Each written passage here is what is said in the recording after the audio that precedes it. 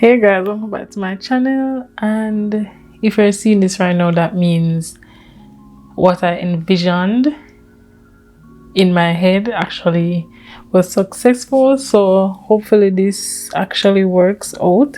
But I'll be doing some feeding braids on myself for the first time. Well, attempting to do it on myself for the first time. And I'll be doing some just like 2 rows of individual knotless braids in the back, just to help to give it some body and relieve the tension on the nape right here. So this is the intro. I'm not going to be talking throughout this video because I'm strapped for time and this was kind of last minute. So yeah, if you're interested, stay tuned.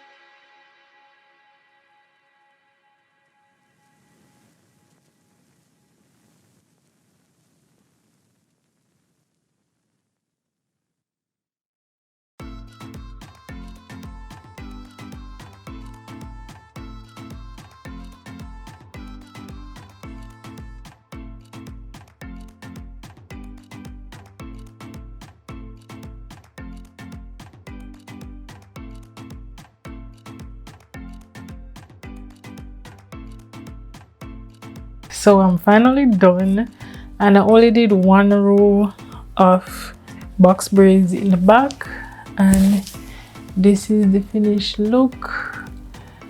The ends are kind of wavy instead of straight because I used the water wave hair to like feed in at the end, so it's a little bit longer, but it looks good nonetheless. Very nice. I'm glad that it actually came out like this. It's not the best, it's not like, but for my first time it's not bad, so I'll give myself a pat on the back. So now I'm gonna be doing my edges, and I'm gonna use my bedhead hard head spray just to spray on it. I don't have any mousse, so this is why I'm using it. So hopefully it kind of deals with the flyaways and stuff, because I don't want to really trim it because the flyaways might be in my hair. So that's why I'm doing it.